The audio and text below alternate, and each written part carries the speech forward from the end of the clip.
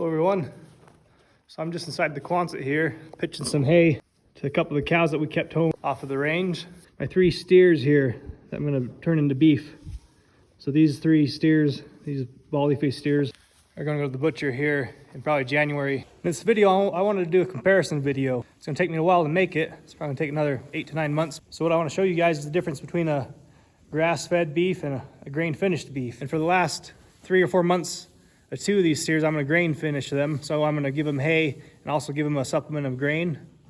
And then the 3rd one, I'm just gonna leave them straight grass-fed. So I'll feed him alfalfa and all the hay and whatnot that he wants, but I won't give him any grain. But this steer here, steer number 5, so he's got a stamped number 5 tag in his ear. He's gonna be our grain-fed beef. And this steer here is also number 5, but he's got the marker. So his number 5 is drawn on with a marker. So he's gonna be grain finished. And this steer over here, steer number 10, is also going to be a grain finished beef for us. I'm just gonna kind of follow along with these steers over the next 5 or 6 months and show you kind of how they change in size, and hopefully we can get a couple cuts of ribeyes from a few of these customers and compare the 2 ribeyes and just kind of see what the difference in the meat looks like and see if anybody can tell a difference in taste. For any of you guys wondering what building I'm in, this is our Quonset. So when I was younger, we used to be a dairy, and we still had beef cows, but we also were a dairy farm, and we quit doing the dairy back in the late 90s, I think like 1998. So I was pretty young when we quit doing the dairy. I was 8 or 9. So I don't remember much about it, but I remember my job was always to go feed all the bottle-fed calves and keep them fed, and that was mine and my brother's job, along with changing pipe and moving hand lines and wheel lines and all that. So that's what this building was for. My grandpa, my dad put it up to house the milk cows in at one point, and now we use it for hay storage and kind of addition to our corrals here, and some shelter for the cows, and sure a handy building. So like I was saying, the rest of the herd went up onto the range a few weeks ago, and we've just been keeping these ones in here and feeding them. But I've been working on getting a pasture piece ready for them so they can go start eating some fresh grass here. I'm sure they're tired of eating that dry hay. So I'm just out here in this little pasture piece that we got here behind the yard and getting it ready so we can bring these few cows that we kept home off the range out here and let them pasture this for, hopefully a month or 2. But it'll be nice for them. We got this nice row of trees. We'll get shade over there and all this nice grass. The grass is about thigh high. It's looking good. So we just had to put up a couple panels here, tie this panel together. We got our water trough here. We're gonna have to run a hose to it. We got a mineral tub and our salt over there. So it should be about ready for them. We got our dog shaved the other day, and the groomer thought it'd be funny to leave a little bushy tail on the end of them. So they look like little lions running around. Isa! He's got a little bushy tail too. Just wanted to show you a little bit better view of the grass that we got.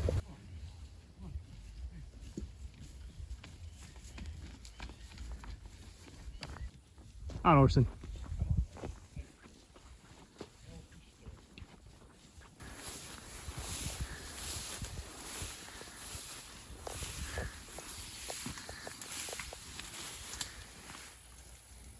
The grass has gotten pretty tall in here. So I'll let you guys know how long we keep them in here before we run out of grass.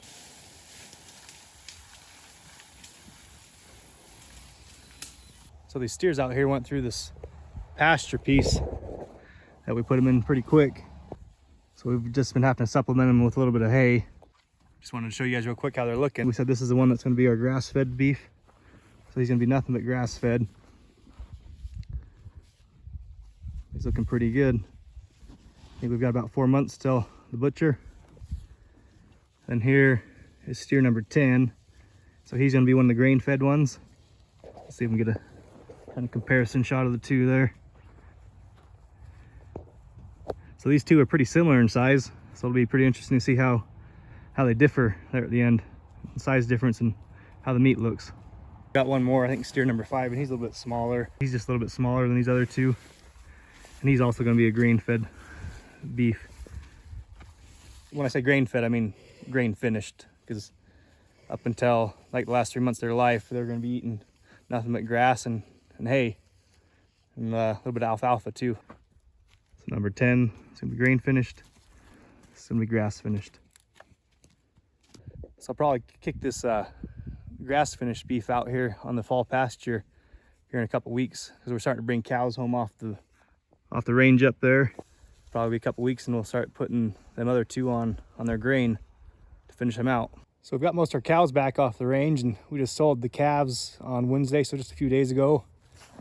Now we got the cows out here on the fall pasture, just eating up all this grass and stuff that grew back after we cut the hay. So what I'm gonna do now is just sort off our beef that's gonna be the grass-fed beef, and kick him out here with the rest of these cows, and he can just continue munching on grass. These other two steers that we're gonna do the grain finish with, I'm gonna start graining them here, hopefully in the next couple of days. So let's see if we can get the steer sorted off and put out to pasture. So we need to cut this cow out of here, and then I think there's another cow behind the feeder. So here's our steer number 10, which is gonna be one of our grain finished beefs. So he's gonna stay in here. And behind him, steer number 5, the stamped number 5. So this was our grass finished beef. So he's gonna get kicked out. Steer number 5, but he's got the 5 that's written on with marker. He's gonna be grain finished also. So grain finished, grass finished, grain finished.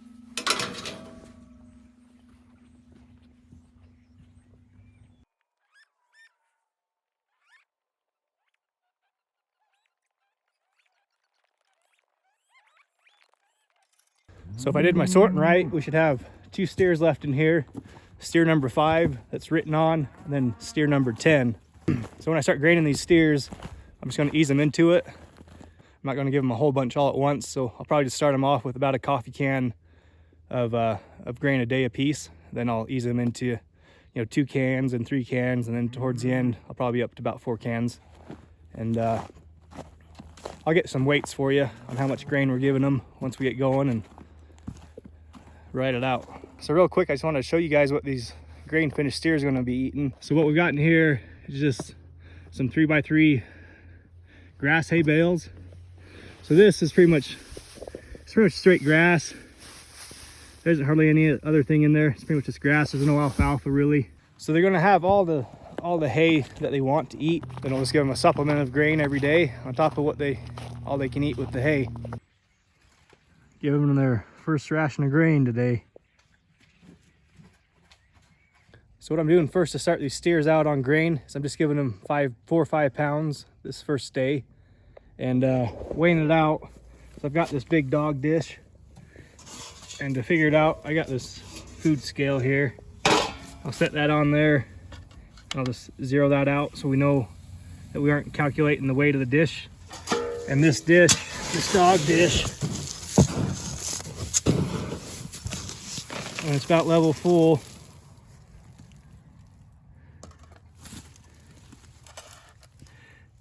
weighs just under 5 pounds. So it's 4 pounds and 10 ounces. So about 4.5 pounds. So like I said, I'm gonna give them one of these dishes today, and then every day after this, I'll add a pound till we get into that 15 to 20 pounds a day on the grain ration. So it'll take us about, what would it take us? 7 days. So it'll take us about a week and a half until we're giving them 15 to 20 pounds a day of grain. So you want to ease them into it just because it's a different feed, and you don't want to disrupt their digestive system.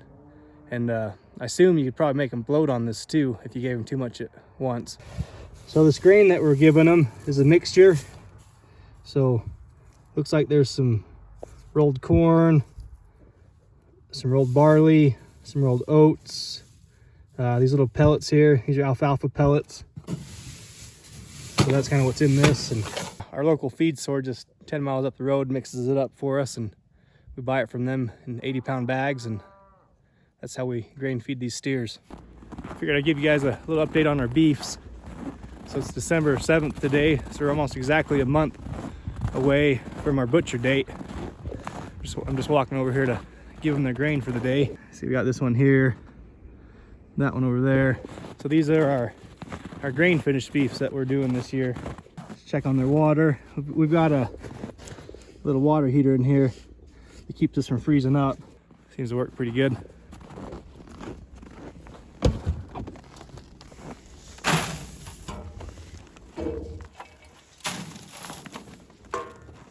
So these grain finished beefs are up to 3 dog dishes a day a piece of grain, and that's about 12-15 pounds right now.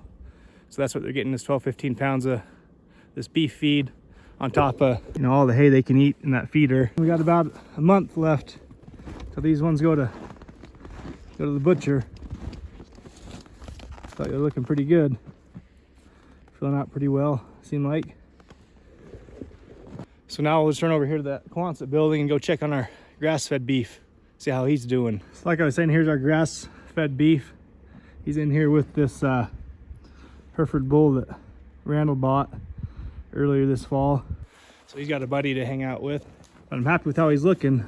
He's looking really good. Let's see if I can get a little bit closer to him.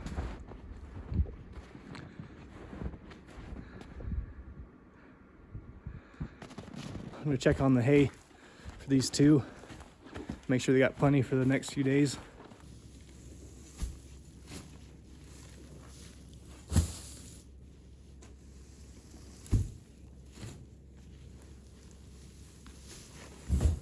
I'm happy with how all 3 of these beefs are turning out so far. So I just moved these grain finished beefs over here into the corral so I can load them up in the morning, just right by that stack of hay there. Like I said, these two, this one and that one back there, are grain finished beefs. Then our grass finished beef is in here with the bull. I just had to separate them for a little bit so I could get these two steers across the farmyard there. So I'm going to try to get them sorted off tonight, and so we're ready to go in the morning. Good morning, everyone. So today's the day we're taking our beefs up to the butcher. I got to be up there about 8, and I got a few things I need to finish getting ready so I can load them up. So first off, I need to go start my pickup and brush all the snow off of it. I already brushed it off once, maybe a couple weeks ago, but I need to do it again. It keeps on snowing on us.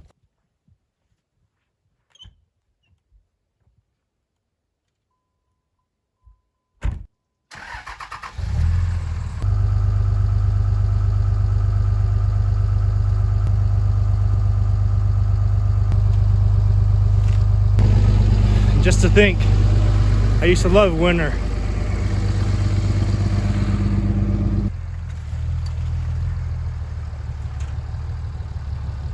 So I got the truck unburied. Now I just need to back it up here to our loading gate right here. So I'll get it backed up and I'll show you guys what I had to do last night to get ready to load these steers this morning.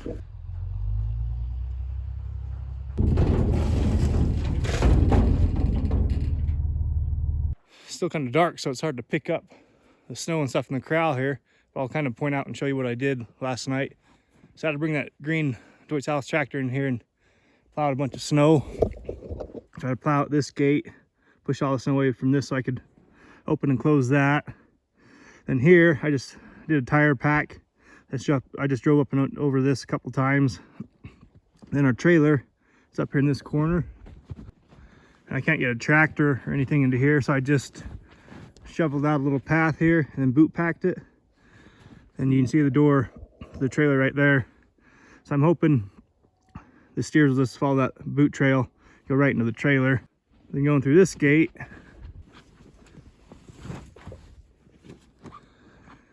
I'm gonna leave that gate open. And our steers are on this side of the Quonset. So same thing in here, I had to plow all this snow out of the way. You can see the pile I had to make. I had to plow out this gate so I could get in here. And I had to plow out them gates over there so I could get into the steers. So it took quite a bit of work just to be able to load these things up.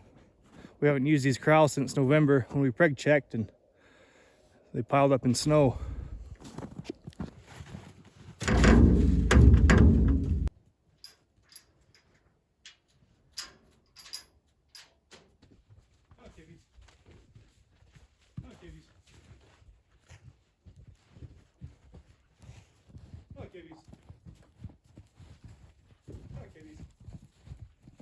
Kivvies. Come on, Kivvies. Yep. Yep. So we got him into this pen right here where the trailer's at. Before I load him up, I wanted to give you guys one more good look at him. So if you look at this one here, this is number 10. This was one of our grain finished beefs here. And this one right here is number 5. The number 5 with the marker drawn on. So this is our other grain finished beef here. I'll see if I can get this other one. This is number 5, but it's stamped on, and this was our grass-fed beef. Come. This one right here, this number 10, he's definitely the plumpest of the bunch. There's a good look at these two compared to each other. These two are the biggest. So grass-fed one here, then the grain finished one right here. Another grain finished.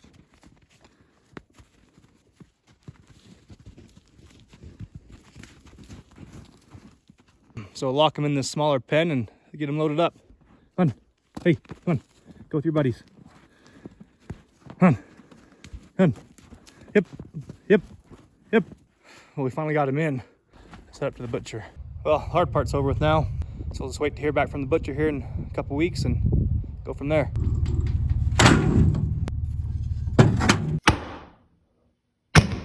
So I was lucky enough to have a couple good customers that gave me back a couple of ribeye steaks so we could do this comparison video. So let's take a look at these two. So this one here on the right, this is our 100% grass-fed beef. And this one here on the left, this is the one that we grain finished.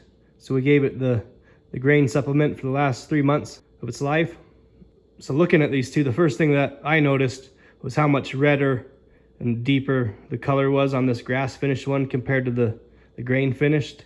This grain finished one almost looks like it's a little bit more pale. If you look close here at our grass finished one, you know, he's got pretty good marbling in him. He's got a little bit of this intermuscular marbling, like here and there. You know, big chunks of fat right through here.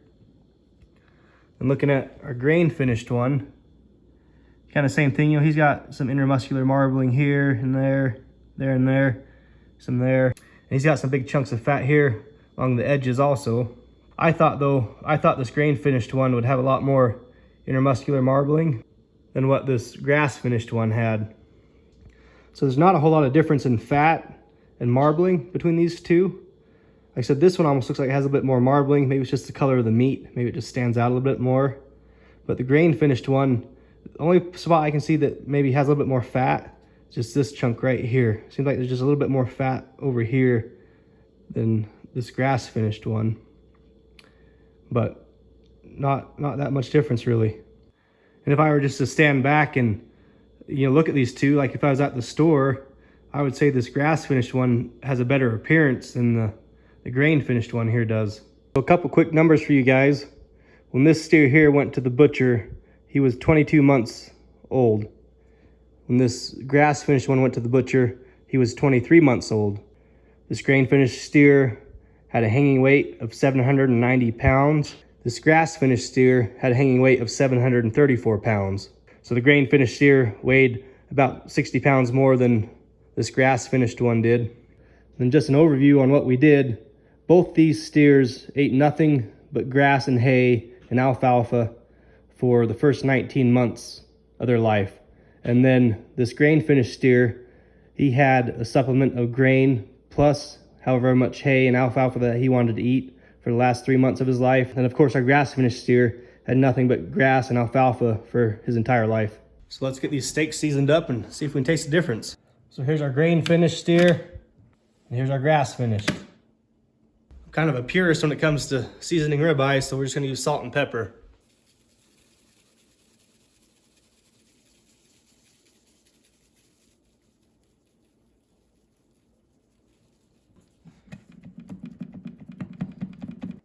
So we don't forget which one's which, I'm gonna stick this green toothpick in our grass-fed beef. That way we don't get confused on which one's which. So this method of brining is called the dry brining, and we use the cooling sheet here to keep the meat up off the cookie sheet. That way that bottom side isn't sitting down in its own juices. And this way the air can circulate on both sides of the steak. And that seasoning will be able to soak in. And so we'll stick them in the fridge, let them sit in there for about 5 hours. So while those are brining and I'm in between chores, let's talk about some of the differences between a grain finished steer and a grass finished. So real quick, I just wanted to kind of show some of the differences in nutrition between a grass fed beef and a grain finished beef. And these numbers I found were just, numbers I pulled off the internet. So they're pretty basic general numbers, but at least this will give us an idea on the differences of the two. So these nutritional facts that I pulled out, these are for 16-ounce ribeyes, grass-fed and a grain-finished ribeye. So for a grass-fed ribeye, you're gonna have 862 calories in that ribeye. And with the grain-finished, you're gonna have 1,136 calories. Going down to fats, you're gonna have 56 grams of fat in that grass-fed, and you're gonna have 88 grams of fat in that grain-finished one. Then moving down to proteins, you're gonna have 86 grams of protein. Then in your grain, you're gonna have 76 grams of protein. Then, something you hear a lot is that grass-fed meats have a lot more omega-3 fatty acids in them. So I realized I had the wrong numbers for my omega-3 fatty acids. But going back to the grass-fed beef, you're gonna have 400 milligrams of omega-3 fatty acids in that 16-ounce ribeye. Then with the grain finished, you're only gonna have 216. So to put that into comparison though, if you were to go out and buy an 8-ounce fillet of a wild-caught king salmon, you're gonna get 4.5 grams of omega-3 fatty acids. So that would be 4,500 milligrams of omega-3 fatty acids. So you're gonna get almost 11 times more fatty acids out of that 8-ounce fillet of salmon than you would this grass-fed beef. So even though technically you're getting twice as many omega-3 fatty acids from this grass-fed beef than you are from the grain-finished one, it still doesn't even compare to a salmon or probably most other fish also. So if you're wanting to get omega-3 fatty acids, you're probably not going to be eating beef to get those. You probably want to be eating fish and the salmon that have a much higher content of omega-3 fatty acids. So like I was saying, these numbers are pretty general and they're pretty basic, and I didn't get too far into depth on the difference between grass and grain fish when it comes to nutrition and vitamins and minerals and all that. But just an overview, I just wanted to kind of show this and kind of give you an idea of the differences that you're looking at.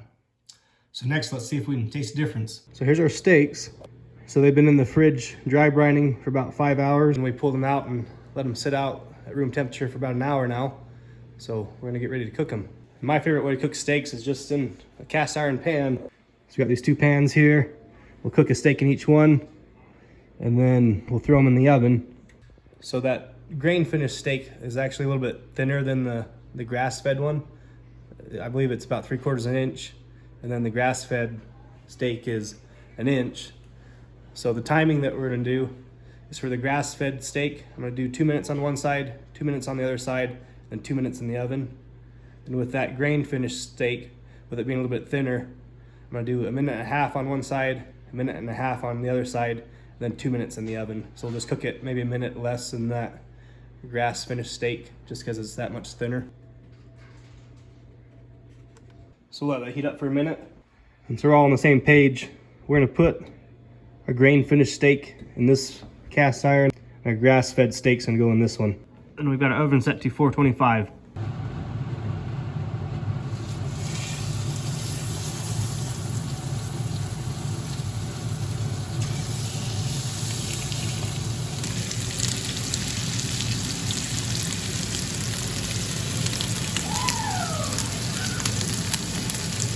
Got a crazy wife, I'm sure you can hear in the background.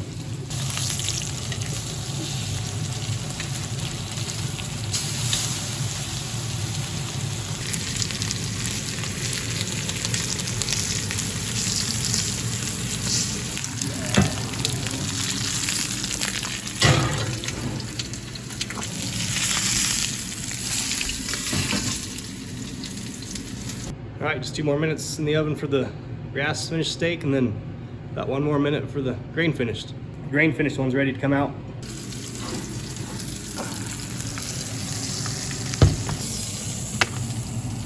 The grass fed one's ready to come out.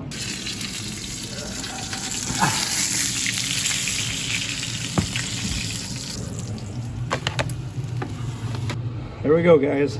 Here's our grass finished steak. Here's our grain finished. Let them rest for about 10 minutes and we'll cut into them and see what they look like. So this one here is our grain finished steer.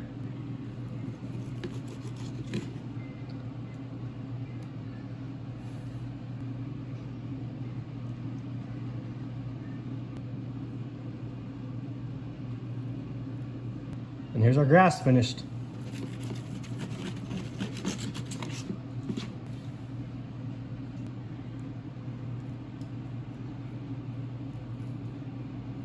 No, I'm nervous. What if I say the wrong thing? So what we're gonna do is Lindsay is our blind taste tester, and she's gonna tell us which one she thinks is better. And Ellis, you just have to watch. You don't get to eat nothing. All right, Linz. All right, let's compare. That's a nice. That was a good piece. So tell me if you can taste the difference when you taste the other one.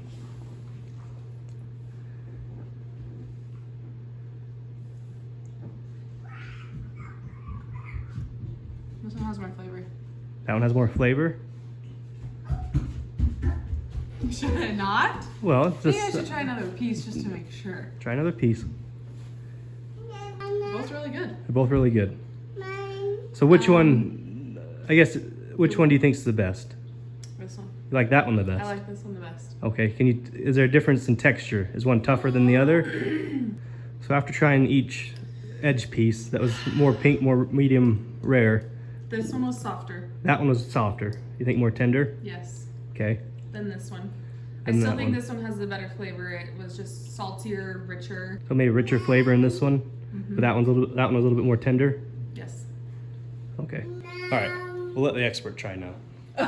Okay, let's see what the expert himself has to say. So we'll try this one first. So we're gonna try this piece.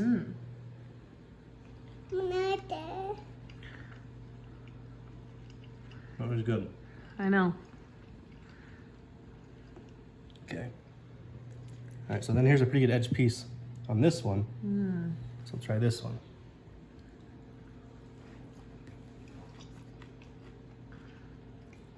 This one might be a little more chewy.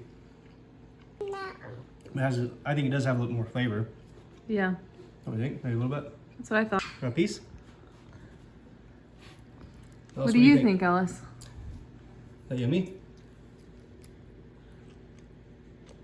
What do you think?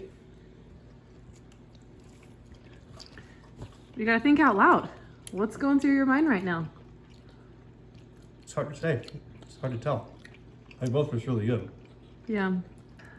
It's nice not knowing which one is which because I think I could easily be persuaded Yeah. knowing which one is. Honestly, if you were to put these two like in front of me, I don't tell me think one was grass-fed and one was grain-fed, I don't know that I could tell the difference. I would second that. They're both just really good, flavorful, juicy, tender steaks. They're both really good. Yes. You can't. I can't tell you which one's better. You can tell me which one's which. I can't tell you which one's which. Okay. All right, Lynn. So which one do you think is which? I think this one is the grass-fed, Okay. and I think this one is the grain-fed. Okay. So pick up the plate, and there's a sticker on the bottom. It'll tell you which one is which. What? What's that one? It's the grain. How did I get it wrong? So that one's the grain-fed one. And that one is the grass-fed. Well, clearly Ellis approves.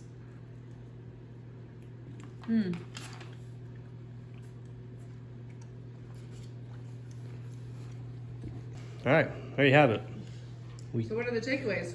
I don't know. They're both really good. It's hard to. Did we say this one was more tender though? We did think the grain-finished one was a bit more tender along the edges. I would second that. I'm eating a second piece that's very red, and it's still pretty chewy. Still pretty chewy out of the grass-fed one. So maybe that's the takeaway that we have so far. Is they're both very good, like very great, like very good flavor. But maybe the grain-finished steer was a little bit more tender. Yes. A little bit more tender. But we both kind of thought that the grass-finished one was maybe a little bit more chewy, but had more of a flavor, almost more of a beefy flavor to it. would you say? Yes. Yeah. So I think we both just agree that they're both good and we'd eat either one of them. So there you have it. All right, so there you guys have it. Sorry we didn't come to some decisive conclusion. They're just different. It's hard to say which one was better or which one we enjoyed more. They're just different. Both great steaks. I wouldn't have a problem eating either one of them. So hope you guys enjoyed the video and thanks for watching. Have a good day.